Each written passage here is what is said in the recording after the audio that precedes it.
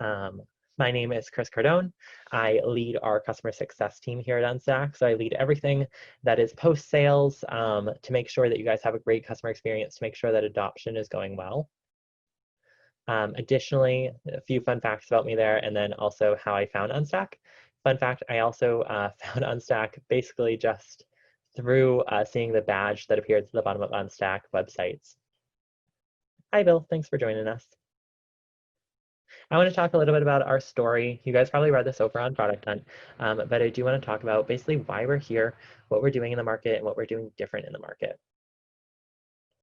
So, huge thing here. A lot of people think that all websites need is a good-looking website and some content. However, realistically, when it comes to seeing successes, companies need systems for their website. And that's where Unstack comes in. Unstack is a system. We provide you a no-code platform that you can build your website. We allow you to manage your content. We report insightfully on traffic, leads, and sources. We also have A/B testing directly in the platform so that you can see what content is working, what's not. And we provide a CRM for you to work within so that you can test content, you can test different variables, and see realistically what your audience is reacting to. Quick question from Bill, does this have closed captioning? Sadly, we do not have live closed captioning for these training webinars, but we will definitely upload this to YouTube, which will automatically close caption it for you. Without further ado, I want to jump into the product. That is why all of you guys joined us today. And the first thing that I want to talk about is our insights. So this is a panel that a lot of people jump over. You get right to building your website. Well, of course, we want you to do, but it's really powerful, so I love to talk about it. Well, it loads up. If anything is slow, Unstack is not slow. My Wi-Fi is just slow today, and a lot of it is diverted to Zoom. So please bear with me on any of that. So I'm going to go over panel by panel because there are 4 different panels here in the Insights page. First off, we have traffic, which is named activity. This will show you your traffic over time. You can go 90 days, 30 days, and 7 days. You can see your page views, that's just when a page loads. You can see your uniques, that's when a specific IP address or person visits your website. Then you can see sessions. This is a 4-hour time span when one of those uniques visited your website. It is very common, in fact, almost standardized for sessions to be a higher number than uniques because there are a lot of times where uniques will visit multiple times, whether that's over the course of a day, over the course of a few days, or anything like that. So do not be worried if this number is higher than that one. It is normal. Down here in engagement is a really powerful tool. This is going to show you how visitors are actually interacting with your content. So you can filter by page views, you can filter by uniques, you can filter by average time on page. And I'm going to talk about how this is beneficial for you guys. So for page views, this is obviously your homepage is going to be your most viewed, but what we're really looking at is unique. So this is going to tell us what pages are getting the most eyes on them. We use this internally here at Unstack to constantly update those pages that are having the most people view them. So this is a really great tool for, I kind of look at this like an Excel spreadsheet of like, what are my most valuable pages? What are the ones that I need to constantly look at every single day and make sure none of the links are broken, all of my graphics are really clean, and the page basically tells you what you need to do. That is what I use this for, and it's a really great tool for it. I'm going to jump over test results because that includes A/B testing, and I want to jump into how to set up an A/B test before I show you guys the results of an A/B test. So I'm going to jump over into conversions. Conversions is our conversion paths. This shows you how people basically get to a conversion. A conversion right now in Unstack is a form submission. So some of you might see this. This might be some of you from Product Hunt. It's going to show me that you guys came from producthunt.com. It's going to show me where you landed. Your first step was landing on unstack.com/product hunt. Your second was checking out our pricing page. And then you went to sign up. And then after that, you went to our academy. And then it's going to show me that yielded, it's going to show me how many conversions that yielded. So what this is trying to find there is basically what you can standardize is what people are going through before converting. And this tells you what pages are the most influential and what pages should kind of tell people to go to the next one. And you can filter this organic or paid channel. I'm sorry if you guys hear my Slack. It's a busy day here. My apologies if that's bothering you. Let me know in the chat if it is, and I can shut off those notifications. But we can switch between paid and organic channel so that you can see what your paid traffic is doing and what your organic traffic is doing, because those are two very different things. And a lot of you, the paid traffic is probably more concerning. Then we're going to go over to UTMs. UTMs is a standardized tracking method in case you don't know about it. It was probably most popularized by Google Analytics. So it is also something that we use here at Unstack to show you how your traffic breakdown is happening. A really great thing is we automatically assign a lot of that. So we automatically use basically browser knowledge to take in those even if UTMs are not assigned. So no worries if not all of your accounts are sending those UTM codes. We'll usually be able to automatically pre-fill it based off of the resources we can access when a user lands on your page. This is going to break it down between medium, source, and page. I'm not going to go over each of these because they all are kind of in a standardized format, but I want to go over what makes this special and what I really love about our UTMs page. So it shows me the same information. It shows me these uniques, sessions, page views, and average time on page, but it also gives me lead attribution. It gives me a conversion rate, and it gives me a bounce rate. And then if I have my Stripe integration properly set up, it's going to give me a revenue. So it's going to tell me how much revenue that source brought in. It's also going to tell me the revenue per click. So it's going to tell me how much, if I'm running a Google AdWords campaign, how much I should be investing per click. So it's going to tell me, it's basically going to do a quick little thing of math and inform me, hey, this one source is only generating on average like 20 cents per click to attribute. You definitely should not be spending $1 on that Google AdWords campaign. That's really beneficial. We use it here at Unstack. We love it here at Unstack. Our marketing team always loves to check in on this. So this is a really beneficial page. If you guys don't have access to this, it's on our upper tier plan. So just let me know and I'll get your account there. We really want to make sure you guys are able to explore the entire app. So if there's something you don't have access to and you have interest in it as we go through this, let me know in the chat. I'll make sure we get you access to it. No worries. But yeah, so outside of insights, I now want to jump into our A/B testing. When I jump into A/B testing, I'm going to jump into the page editor. I know that for some of you, you've explored it. I know for some of you, you have not touched it yet. No worries. I'm just going to go over A/B testing, and then we'll zoom out for a second and go back over the entirety of the editor. I'm just going to go to a blank page so I don't mess up one of our actual pages. So you'll notice here, this is a little tester page. It doesn't look that pretty because we use it for webinars. But to activate an A/B test, I'm going to go here in my main toolbar for this media section. I'm going to click this little beaker icon like I'm a scientist. That will activate the A/B test tool. And then you'll see that there's control and there's variant. Whatever the blue bar appears under is what you're currently editing. So this one's my control. This one's my variant. I said it earlier, my Wi-Fi is a bit slow today, so if anything is going on there, it is 100% on my Wi-Fi side and not Unstack's fault. But currently I'm editing my variant. I can tell that because there's a blue bar right below it. I can say, hello, Chris. This will be my minor tweak for this one. I can also edit the media. I can edit the sizing. I can edit the form. You can edit anything within a component when you're doing an A/B test. The one thing I do want to charge you guys with is that when you are running an A/B test, you are trying to test a specific variant. So the more that you edit, the less scientific that test is. So if you edit 6 things on a page, it's a lot harder to attribute to which one of those things actually created success. So just keep that in mind. Realistically, an A/B test is completely up to you. If you want to make the component look completely different, that is yours. But we personally suggest kind of minimizing how many variants you change, solely because it will give you a better insight into what actually contributed to that success. So now you'll notice that I toggle back to my control. That is still as it was originally. And then if I toggle to my variant, that is where the change appears. So now if I like this, if I want to test the difference between saying hello there and hello Chris, I would click Option/Start. This is going to open my side panel, and then I'd select a goal. A goal can be viewed a page, submitted a form, or clicked a button in the section. I'm going to say if they submitted a form, or I can say if they viewed a page. Maybe I say I want them to view my product hunt page. I'm going to use smart linking to type in product, which will bring a dropdown of all pages that have that in their name. Click on product hunt. Then I'm going to set up my segmentation. We suggest 50-50, but once more, whatever you'd like to set, it is completely up to you. Winning variant, we want 95% certainty. You can adjust this if you want the test to end sooner, but basically we won't end that test until we reach 95% certainty that one of those variants was winning. Then you assign a name. This just makes it easier to find it. And then publish changes and start test. I'm not actually going to start this test because this would be a pretty bad test to run. So I'm going to go ahead and discard it. And this will be where we'll go right back to that insights panel. Now we'll finally see the test results page. So this is really powerful. Probably one of my favorite tools because at my previous job for a little bit of insight, A/B testing was the one thing I always wanted to do, but it's a very expensive thing to implement. Here at Unstack, it's literally native in the platform, and almost every single site on specific plans have access to it. So you'll notice here we have some really great insights here, really meaningful. So it's going to tell me the page it happened on because you need to be able to link back to it. It's going to tell me the name of that test. It's going to tell me the status. It can be active or ended. It's going to tell me the start and the ended. Two ways that a test can end. It can end manually, so you can shut off the test yourself, or it can end automatically once it reaches the confidence percentage that you set. I'm going to use this first one because it's a really good example. So it's going to show me my control and my variant. It's going to tell me how many uniques saw it and how many conversions came from it. Remember when we were setting up that A/B test, it asked me for my conversion metric or my goal. My conversion metric, in this case, I set it to viewing a product hunt page. So these conversions are the number of people who reached that goal.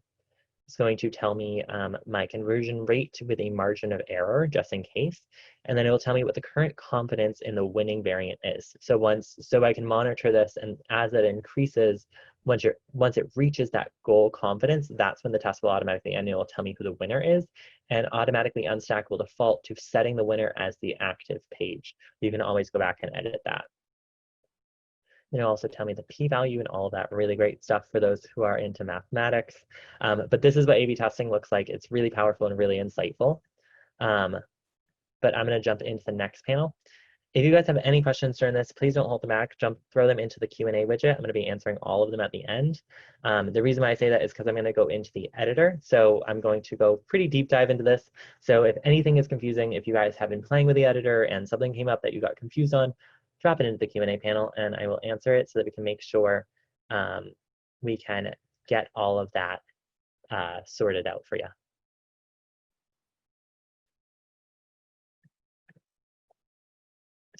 Perfect. So here I'm going to go back to my tester page once more, because what we're doing, I don't want to publish on the real website. So go to this new page right here, and I'm going to go ahead and delete it. The reason why I'm going to delete it is I like to start fresh, and I like to tell you guys what is going on. So first off, I'm going to tell you what our editor is. Our editor is a component-based editor. So as a component-based editor, all of the customizations that you do is at a component level. So a page is made up of multiple components. So all of the customizations you're doing is component by component and not the entire page, which is really great because it allows you to customize piece by piece. So you'll notice here it's going to ask me to select a component to begin with. So I can select any of these. We also have templates down here that we're actively adding to. So a lot of these, these are the standard ones, and these are just examples of what you can do with those. So what I like to say to people is, if you're like me and some days you just lack that creativity, scroll on down to our templates that were designed by our actual design team and throw one in, and then just mess with it, honestly. There's no better advice that I can give you guys than just mess with it, because it's a website. It's supposed to be creative. And also, Unstack is very hard to break. So whatever you want to play with, just go ahead and give it some customization and see what you can do.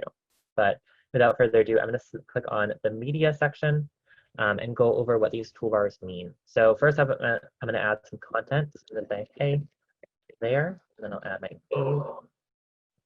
And then I'm going to add a button. I'm going to say click here. And here, I'm just going to select a photo. I'm just doing this solely so that we can see how these changes impact the section. So we'll go ahead and click Friday and click Save.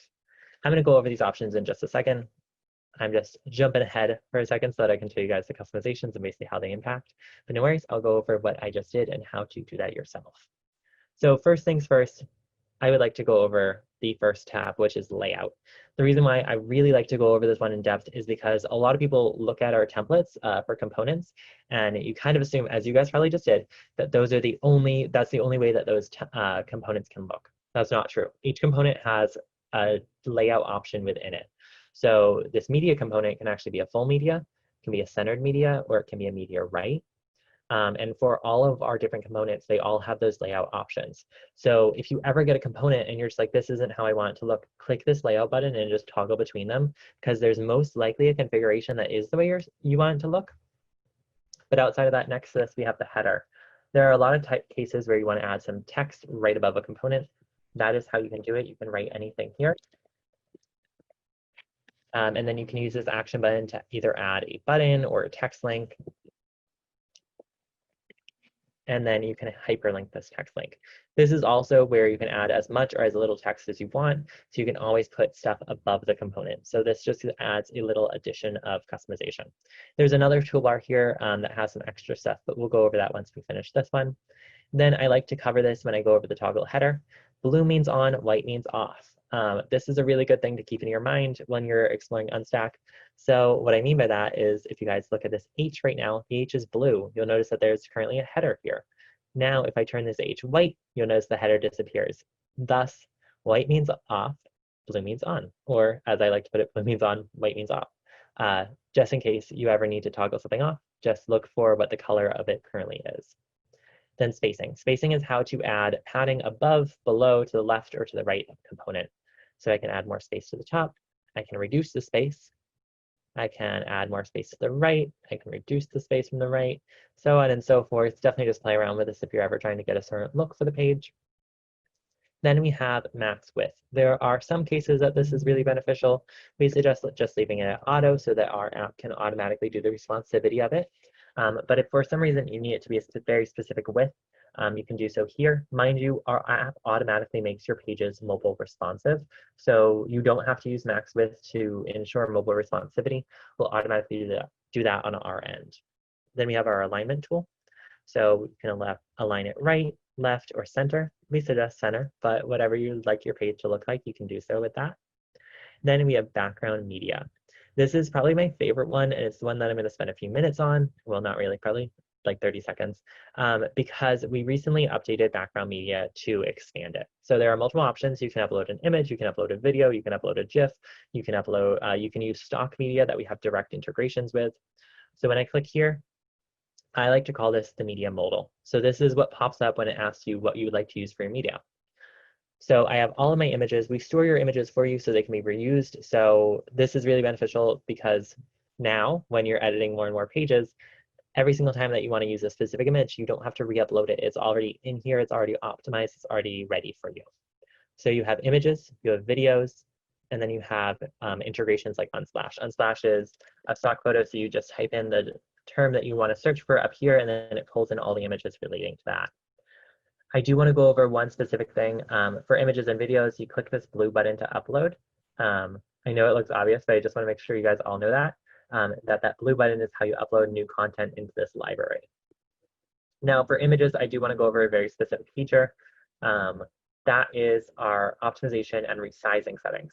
To make sure that your page is loading as fast as possible, and that that Google and everything gets you on the top of their results, we can optimize and resize your image, and we do that automatically.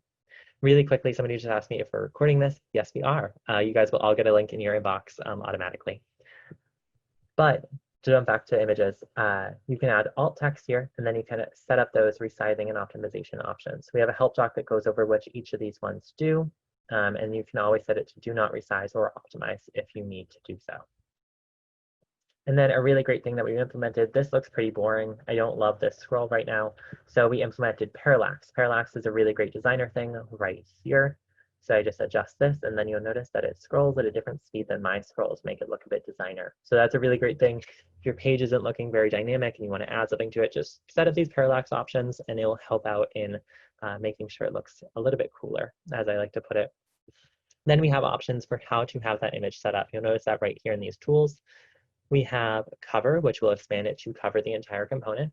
We have contain, which will make it so that the component contains in the image and it doesn't use overlapping or anything like that. Then we have grid, which will repeat the image. Now this all matters on image sizing, so the behavior will matter on the size of the actual image on how we interpret the cover, contain, and grid. And then we have alignment. You can align it left, center, or right. You can align it to the top, center, and bottom. So there are a lot of options here. You can use the remove button to obviously remove that background, or click the swap button to change the image you're using. Now, my absolute favorite thing that I hope also excites you guys is I was previously a website designer. It's why I lead our customer success team. But a thing that I always had to do is I always had to take images I want to use for the background, bring them into Photoshop, and add a rectangle to add some overlay or anything like that to make it so that the text is a bit more obvious on the page. That's something we fix here at Unstack. Here at Unstack, background media and background colors can coexist, and the background color actually overlays the media. So if you want to add a color over your background, you can do so without having to go into Photoshop, without having to use an external platform, anything like that. And this is really beneficial, so it makes it so that the text can be clear, but there's also that content there, and you don't have to edit that image by image. You can actually edit it right here in Unstack. We already went over our A/B testing tools. I'm not going to activate it for this component, but we also have anchor linking. Anchor linking is mostly used for one-pager websites, but we have a really great help doc on it that goes over everything you can do with it. Mind you, if there's anything I don't cover in this webinar, first off, if you're still online, drop it in that Q&A widget and I'll explain it as much as I can.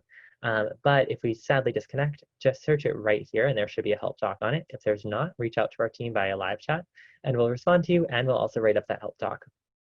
Lastly on this toolbar, and then we'll jump into the sub toolbars, there's this compensation settings. So say I made this background really dark. You'll notice that my text being black is probably not the most complimentary now. So you'll notice this black T in front of a white background. This is for when the background is a lighter coloration. Then we have this white T in front of a black background. That is for when the background is darker and the text and elements should compensate for that. So if you click this, you'll notice that my text completely changes colors. In a bit, we'll talk about how to customize what colors that changes to and how that looks. Awesome. So now we'll go through the sub toolbars and then we'll wrap up on the page editor. So here in the sub toolbar, to add any media whenever it's a media component, you just click it, it'll open up the media modal, and then you can select these options. You can also link to a different page using our smart linking or a full URL. Then here you can add a background color should you need one. You can add padding, the top, bottom, left, right. You can add a max width, and you can add alignment for the image. We have already seen this, so we'll go over it pretty quickly, but I want to go over mostly the new things that we're seeing on this toolbar. We have animations for elements, so you can have elements fly in, fly down, fly up, basically just to add a little oomph to the page. And then we also have border, my apologies, box shadow.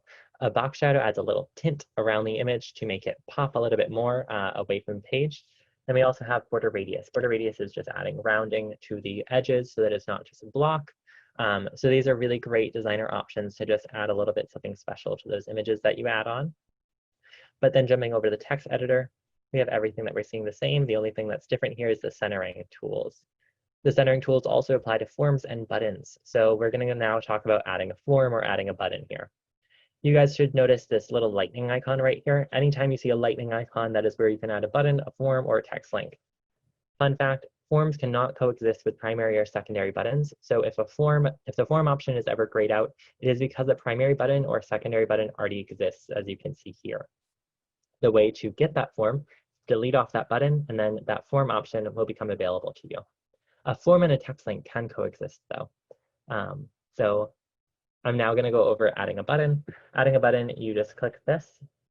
It will then bring your cursor to the add button text. Type in some text here, and then type in, you can either use a page name, so I can type in a page name and then select it, or you can use a full URL like http://sample.com. And then if I want this to open up in a new tab, this icon right here, I'm going to turn it blue because blue means on. And when that is blue, it'll then open this link in a new tab rather than the tab that the user is currently in. When I say user, I mean visitor. I just talk about users all day, so they kind of are synonymous to me. For adding a form, I'm going to go over this because it's a really powerful tool. There are also multiple form options. You can add a HubSpot form or a Klaviyo form or an Unstack form. We, of course, suggest Unstack forms because we have API integrations with Klaviyo and HubSpot, so they're one and the same. But I'm going to search up my demo form. And this is where you can add fields. So fields are fully customizable. You can add a label to it, a placeholder text, help text to make it required, or you can add a name. We have two different types of forms. We have our preset forms and then our generic preset fields and then generic fields. Preset fields are things that are hard coded into our CRM, and then generic fields are things that you can ask for anything basically. So a generic field is fully customizable and really great for adding those questions. Like for this one, what is your favorite ice cream? You can change the submit button text. You can change the on submit to either show a message, redirect to a page, post to a URL, or get to a URL. Then you can have it add to a Klaviyo list, add to a HubSpot list, active campaign, or any active integrations on your account. Then just click save for the form to render, and then the form will appear on the page. Coming soon, as soon as this week, you can actually add a white backdrop to the form to make it a little bit more visible on the page. That right now is automatically added if the compensation settings are for a darker background, but later on this week, we will be releasing the capability to add that despite those compensation settings. And that fully goes over our toolbars and how to edit a page. Now I want to talk about page settings, and then we're going to jump into our next topic. So the page settings are accessible by clicking this eye icon. This is what you're going to need to set up before publishing a page live. The Unstack name is an internal name. This is solely for organization settings. This will never be visible by somebody who visits your domain. The title is the public title. So that is what's going to appear here in this browser. So you'll see how my title right now is editing new page. That is where the title that you set here would appear. The URL is the URL slug. This is where people would go to reach that page. And then the description is what we use to serve to Google and help you get ranked on SEO. If you don't want to be visible on Google, check this off and it will hide you from search engines by adding a meta tag to tell robots to not come here and not index the page. You can save and publish, which will set this live for the world, or you can save only, which will allow you to keep editing the page, but it won't set it live for the world. Then you can either clone or delete this page. That wraps up our tour of the editor. If there are any questions, once more, that Q&A widget is right there in the Zoom panel. We're going to now go into the blog editor because we just made some major updates here that I want to go over. The blog editor we completely redid. So it's a really great setup now where you can add categories and basically fully customize how it looks. A huge thing that I want to go over is our new layouts tab. So layouts is how you can completely customize how your index page looks. So it can either be in a grid format or a list view. We find the list view is the nicest, right? The grid view is the nicest, is a bit more designer. It shows the latest story as a larger block, and then the rest of them appear as tiles so that people can scroll through that. And then you can also customize your article layout. This is where you can add a CTA for your side view, so for your sidebar. You can also add forms, you can add text links, buttons, anything that you would like to basically redirect somebody to there. And then you can also add HTML to the bottom of each article. So this is great for embedding things like discuss for your comments, having CTAs, having share widgets, anything that you need to add specific to the blog, you can add it right here and it will add it automatically to all of the articles published within that specific blog. Another thing is our blog settings. We just updated how we do URL structures. So to standardize things, we allow you to select a specific structure that you would like to do it in. So this is how everything looks. Basically, they can visit this category URL, and they can visit a specific article URL, and you can customize how these look. And then your description is the meta description for that indexing page. So this isn't applied universally to blogs. Your description and title of the blog aren't applied that way. Those are controllable at a blog by blog level. So you can add that SEO here specific to the blog, set its category, set its author, and its author date. We also now have schedule to publish. So if the author date is in the future, we will not publish it until that author date at 8 a.m. on that day. So that's a really great thing. That is also in Eastern Standard Time, just as a quick memo. You guys can customize the URL and everything. I'm going to jump into the blog editor really quick just to show it off. But it is very on par with the text editor within the actual page editor. There's just one quick little thing that I want to go over. So adding a header is actually how you title the blog. So title of the blog. And then down here, you can begin your post. To add media, videos, or anything like that, you click this plus button right here. And this is where you can select an image, a divider, or a video. Videos can be Vimeo, YouTube, Vidyard, quite a few other providers. Basically, if they provide video, we probably have an integration with them. If we don't, live chat us and we'll add that to the roadmap. And then all you do to type up a blog is just type it out. And then to edit the text and format the text, simply select it. And then you'll see this panel opens. This is the same thing that will open in the page editor when you select on text. You can toggle between H1, H2, H3. To remove an H setting, just click it again. Blue means on, white means off. So if you wanted to toggle it off, just click it again. You can change the font between one of the 4 fonts that you have preset in your style manager, which we'll see in a second. You can change the font size, the font color, make it bold, make it italics, change its alignment, have it have a underline, put it in a block quote format, put it in a code format, put it in a checklist, an unordered list or an ordered list, and then say you ever need to go back, clear everything you did, click this T with a line through it, that removes all formatting, Or say you want to hyperlink it, just click this little link icon, and then same thing that we did for that button, you can either type in a page that you want to link it to, or you can type in an entire URL, like example.com. Then once more, if you want to have it open in a new tab, just click this icon right here, turn it blue to make it on, and then click that checkbox to save the link. If you want to remove a link, click it again, and click the X button to remove the link. That's a quick overview of the blog editor. Feel free to explore that. It's really simplistic. We try to make it as much on par with medium.com, just so it's a really quick user adoption and really easy for you guys to explore. But if you guys have any thoughts, feel free to share your feedback. We're always open to it. Stepping outside of the blog editor, I do want to go over our CRM and talk about how we track people who visit your website, how we deliver those insights, and how we just make things beneficial. First thing that I'm going to do for you guys is to pull up my account so that I'm not showing off anybody's emails. So this is the CRM. This is how things show up for a specific person. You can see right here, this is everything that I did on the Unstack website. My favorite part about this is there's actually a note from our CTO that says Chris works for Unstack because I was just a random visitor before I joined the team. So in an Unstack CRM panel, you'll notice that information about me came in before I even submitted a form. The way that this works is whenever somebody visits your Unstack website, we assign them an anonymous ID. This anonymous ID will live with them until their contact enriches. By enriches, I mean they provide us an email, they provide us some form of information that we can use to identify them. So until we can identify them, they are just an anonymous ID in our database. Once they enrich, we show them in your contact resource manager, your CRM, and we show all of the information that they visited. You can also see that every single time they visit, we take down that visits data. So you'll notice that I don't just have one specific source. Every single time I visited, it's showing again and again what my source was so that you can understand how people are coming back. This is really beneficial for sales teams to understand contextually how people are returning to your website, because that is really great information that our sales team here at Unstack loves to understand why people are coming back to the site, because there's always a reason and you always want to find that source so we can either say thank you or invest in that advertising campaign that we're using, that link strategy, or anything that we're doing there. Here in the sidebar, you'll notice that there's a lot of data. The CRM hosts every single piece of data that we get from external integrations, form submissions, custom form submissions, or basically anything you send into Unstack. So all of that data is housed here. A really great piece of that is Unstack kind of acts as a database at the end of the day for your contacts. So anytime you set up another integration, that data can always be sent out. So we store it all for you so that it can be repurposed in other applications too.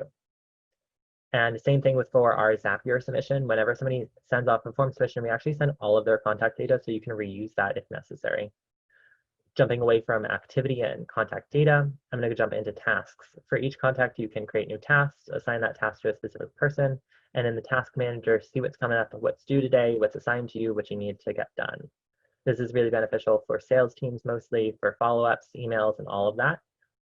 And then we have notes. Notes is how you can add a note to a specific user, like Steve added to mine to declare that I work here. I can add another that says, thanks, Steve, I do. I can also add a level of importance so that sales can see that and all of that great stuff. So this is really beneficial just to keep a clean CRM and also give sales a little home. Of course, if you are a larger company, you might use an external CRM, which we perfectly link with things like HubSpot, Klaviyo, and many others. But this is a really great data bank to see that user's journey with your website. We also use the CRM mostly to contribute to that insights panel so that we can show you those conversion paths. We can show you that lead attribution right here in Unstack. I just want to show you guys our tasks manager right here. So you can mark something as done. You can archive it, anything that you need to do with it to get those tasks done. So that's really helpful. You can also filter to specifically your tasks so that your sales team can work right here in Unstack. Jumping outside of the CRM, I hope that you guys found some excitement for that. We also have Stripe revenue data. So we talked about this in Insights. This is how we show you revenue attribution for your UTM sources is through our Stripe sync integration. So if you guys have Stripe, definitely plug that up with Unstack. It just gives you a lot more data. So now we're going to jump into the Styles Manager. This is where we'll see how you can globally customize your website. So first off, you set up your colors. You set up your brand primary, success, warning. If you guys saw when I was adjusting colors for specific text, it gave me options. It gave me named colors. this is how you set those names. So this helps with quicker iteration because you can save the colors here and then repurpose them throughout the website so that when your team creates pages, they're using colors that are standardized and brand friendly rather than just using any hex or RGB code they can find. To edit a color, simply click on it. It'll open up this editor. You can use a hex or an RGB code, and you'll also get a preview of what that color looks like. If you want to add a new color, just click this plus button right here, and then type in the hex or RGB code of that color. For fonts, I talked about in the text editor that you can select one of the 4 fonts that you preset. Here is where you preset them. So you click on the one you want to change, and then you click the select from the side panel what font you want to change it to. If you don't have all 4, there will be a plus button here so that you can add a font. So this is where you set your 4 main fonts that you'd like to use throughout your website. Then in typography, this is where you set up what your H1, H2, H3, and paragraph text will look like. So you can select one of the fonts that you have selected above, select the font weight. So one of the options that that font provides, the font size, this is in REM. So you can make that between 0 and 5, or I believe 0 and 10. So as large or as small as you would like to be. The line height, this is the spacing between different lines, and the color. So you'll notice once again, I click this and it's showing me named colors. The way that we set that is above here, and you'll see that they each have these little badges that tell you what the name of it currently is. To edit one of them, just click it, and you can edit that that named color. Now, we use that really cool compensation setting in the page editor that completely changes the color of the text. Maybe you don't want it to be white. So the way that you can customize that is right over here. You'll see that same toggle. Simply click it. It'll open what that compensation setting currently is, and you can adjust that color for this specific font. So that is how you work with that is how you work with compensation settings. Same thing goes for all of these. So I'm going to skip over them because they have the exact same configuration. If you guys need any help with this, we have a getting started guide for the styles manager. Highlight, we saw this when we used that blog and I add that stylized highlight. You can set the color of it here. You can also set its color for compensation here too. Same thing goes for quote. The text is absolutely the same as the typography settings we just set up. The only difference is you can customize the mark size and the mark's color. And then once more, those compensation settings. I cannot stress enough how much to just make sure you set up those compensation settings too, so that everything is on brand for you, not just light colors are on brand. And then here in buttons, this is where you can completely customize how the button looks. The first setting we've already seen for text. The only thing that we'll see here is a text shadow. That adds, just like we saw for box shadow for images, it just adds a little tint behind the text so that the text is a bit more visible no matter the color of the button. The shape is where you can customize the background color, the height of the button, and the actual tint behind the button. I'm going to make this a bit more obvious. I'm going to make it orange. I hope you guys can see that. So if you see orange behind it, that's where that tint is. So that's what we're adding to the background of the button. Obviously, the one that they previously added was a little more discreet and just gives the user a little bit easier visibility of that button. The border width, you can add it. If it's at 0, it won't be visible, obviously, but if I turn it up, you'll notice that it adds a border. The border radius, we saw this when we were working that image. This is the rounding of the corners. The higher the number, the more round the border is. But the lower the number, the more rectangular it is. So however you want a button to look, you can make it look that way. The hover settings are how to change things. Quite honestly, I like to just change the opacity and leave everything else alone so that when you hover it, the button gets a bit lighter. If I left it at its normal color, so you notice it just gets a bit lighter. If you want it to completely change colors, you can do so by adjusting that color here. So when I hover it, the button color completely changes. So it's completely up to you. The same thing will happen for the border. So definitely explore those options here. And then if I lower this opacity, I can make it a bit more obvious of how that change looks. So it just on hover brightens that. Same thing goes for our secondary button, and then our anchor link. Our anchor link here will also be the color of your hyperlink text. So whatever text color you set here will also be used for hyperlink text. You can customize how the arrow looks by customizing its color and its size. And you can customize its on hover. Once again, we use opacity settings there, or you can completely change the color on hover. Down here in lists, you can customize how a list looks by customizing the icon. The text settings are the same as we have reviewed in typography.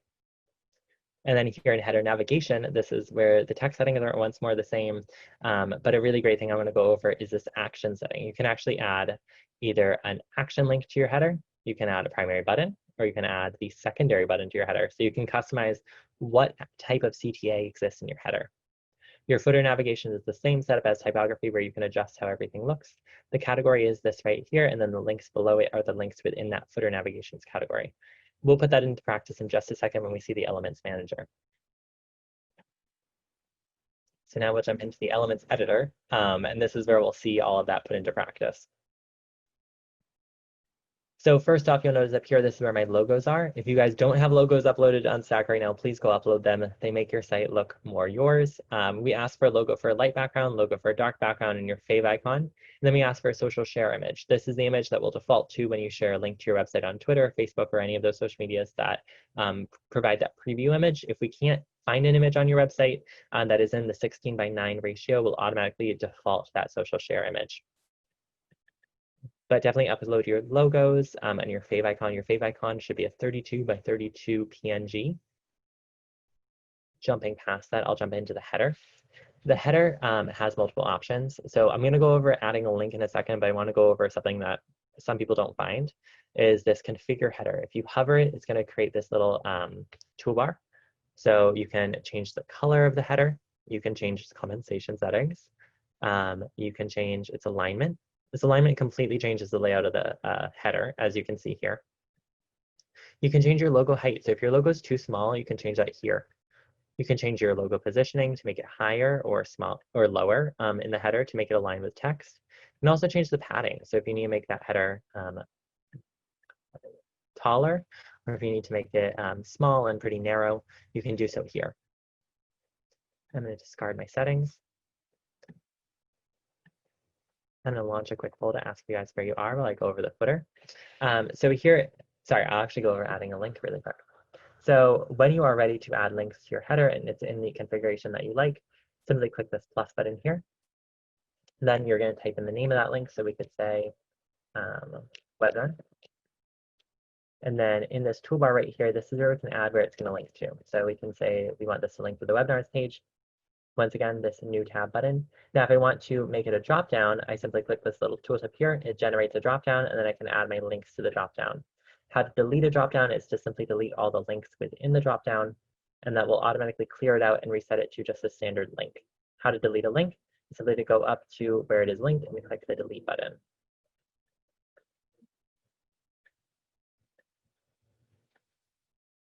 And then same thing goes for this action button. Simply click delete, and then to re-add it, you're going to click on that lightning button, and it'll add in that action button to the page. Here in the footer, the same thing goes where you can adjust the background color, adjust the compensation settings, and a few other options.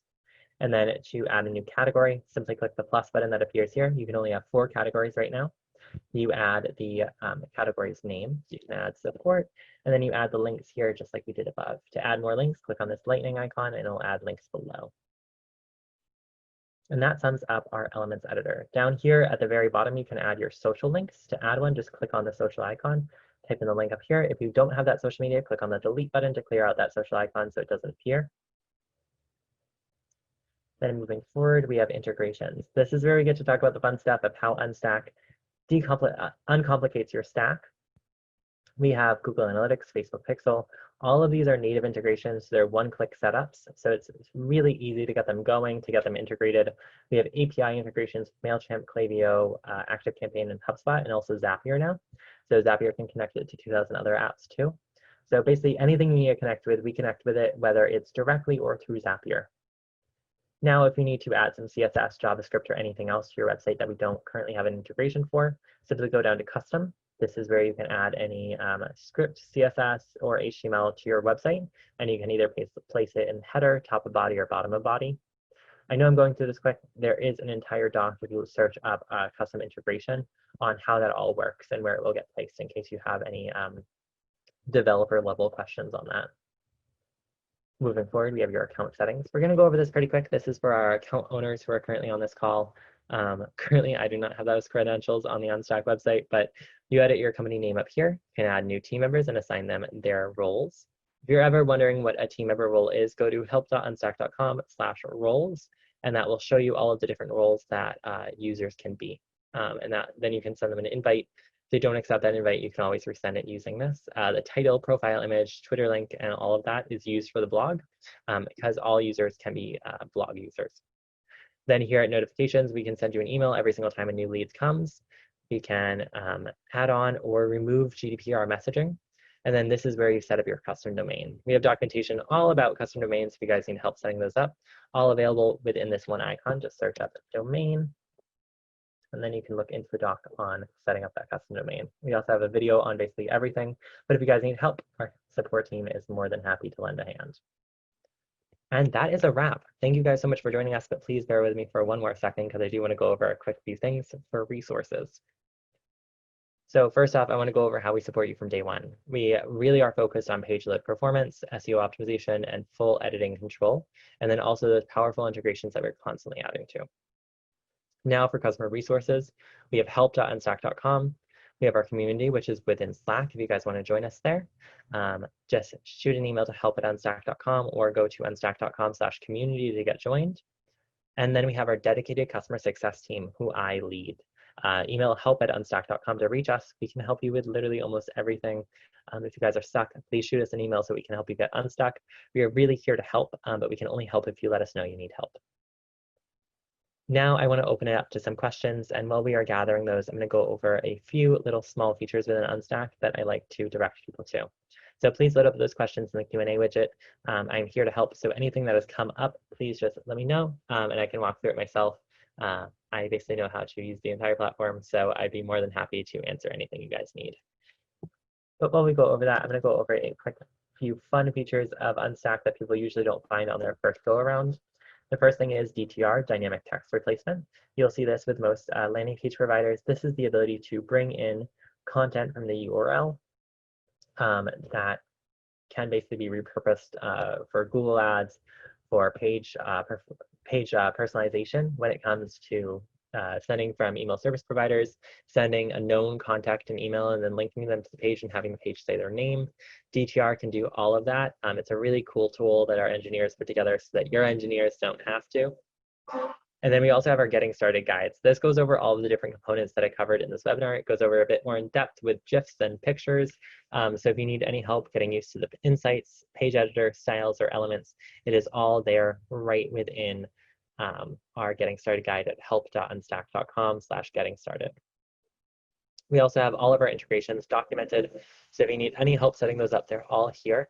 And we have really elongated docs. If you guys do have a subscription service where you're selling something through Stripe, we actually just wrote up this doc on transacting with Stripe so that you can integrate that buy now button with Stripe into a pricing page to actually have somebody subscribe from your website on Unstack. So there's a lot of great stuff. We also have integrations with things like Memberful and basically anything. So whatever you guys are doing, we can support it. Perfect. So it looks like we just reached our time, but I will stick around for 2 more minutes to answer any questions. If you guys are all set, feel free to exit this meeting. And once more, thank you so much for joining us, and thank you for joining up with Unstack. If you guys have any questions, once more, reach out to help@unstack.com and we'll get right back to you. But other than that, if you guys are all set and I've answered everything you had today, feel free to exit out of the Zoom webinar. If not, drop your questions in the Q&A and I'd be more than happy to help.